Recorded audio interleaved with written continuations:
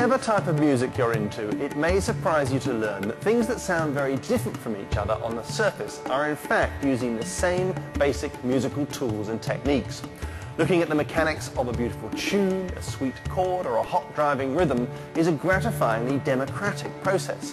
When you analyse the nuts and bolts of music, you find that the apparent differences between musical cultures, between Eastern and Western, between folk and jazz, or between classical and pop, start to melt away. The underlying techniques and tricks of good music can be and are applied to virtually any and every style. In this series, I'm going to look under music's bonnet and find out what makes it tick, how music works. We'll be looking at rhythm, harmony and bass, but we'll start with music's soul, melody.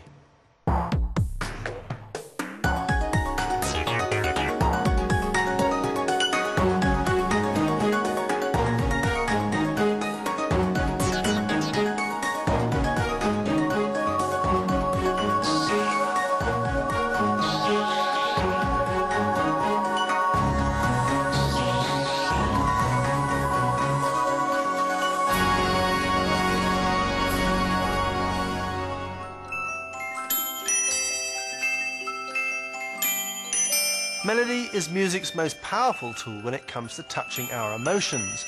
Our mothers sing lullabies to us when we're infants, and tests have shown that we can even, as babies, recognise tunes we heard in the womb.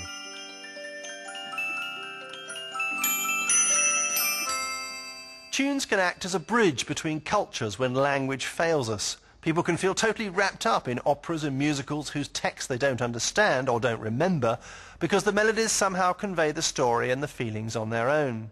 Tunes can inspire patriotism, hope and redemption, and they lie at the heart of most of the world's faiths. They can express love, loss and longing.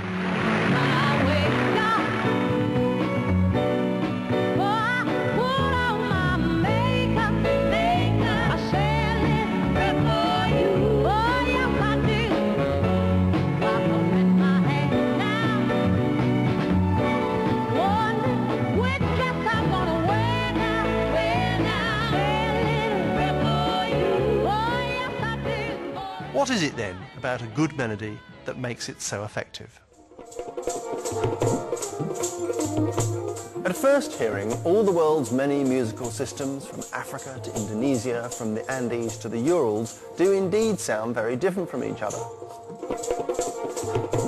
But actually, some melodic principles are universal and hold true for every culture on Earth.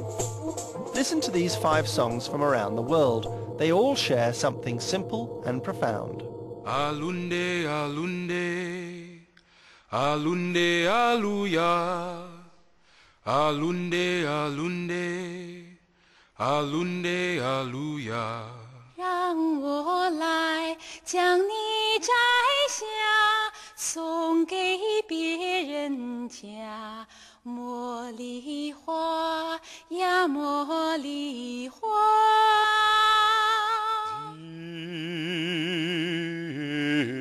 Deep river, my home is over Jordan. Gaye Ganapati Jagavandana, Gaye Ganapati Jagavandana. I am sailing, I am sailing home again, across the sea. These songs are all based on 5 notes. What's more, they all use the same 5 notes.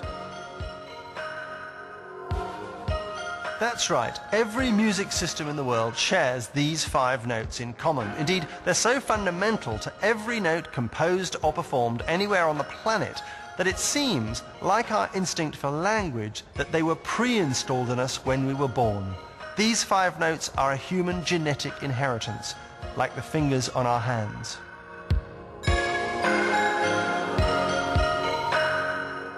In the West, we call tunes made from these 5 notes pentatonic, after the ancient Greek word for 5, pentas. These are they.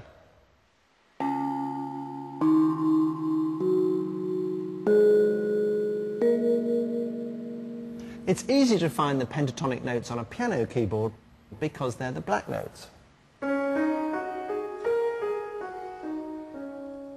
An enormous number of popular tunes throughout history have been based on a pentatonic shape, especially the sing-along anthems, from Auld Lang Syne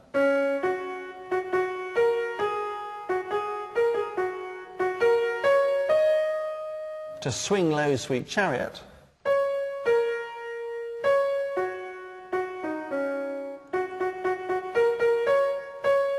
and Mull of Kintyre.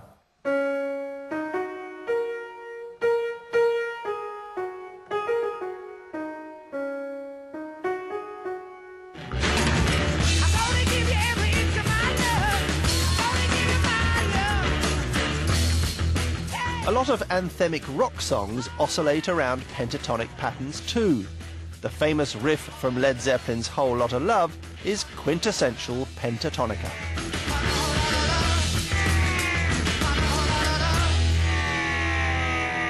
But basing your melody on the pentatonic pattern didn't mean you were stuck with just those 5 notes. All musical cultures developed more notes as time went on. But it's important to emphasize that having lots of notes didn't make your tune necessarily better, it just made it different. The key thing is not how many notes you have, but what you do with them.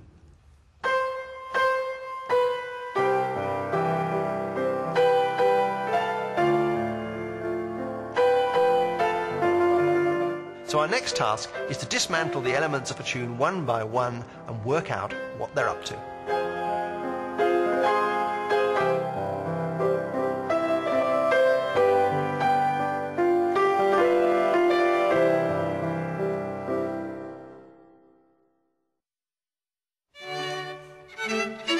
How does melody work? Let's get some definitions out of the way first. There are 3 main ingredients to every melody: the notes you choose, how high or low they are, and the pattern they make one after another. So let's start with the notes you pick in the first place. In theory, the choice is infinite. How many notes you have depends on how small you want the distance between the notes to be. If you arrange your notes too closely together, you might have a problem distinguishing between them. My synthesizer can tell me that these 2 notes, this one and this one, are measurably quite different notes, but only a very finely tuned human ear could pick that up. To most people, it sounds like the same note. It's no surprise then that all known musical systems have chosen notes that are recognizably different. Here's the Western one.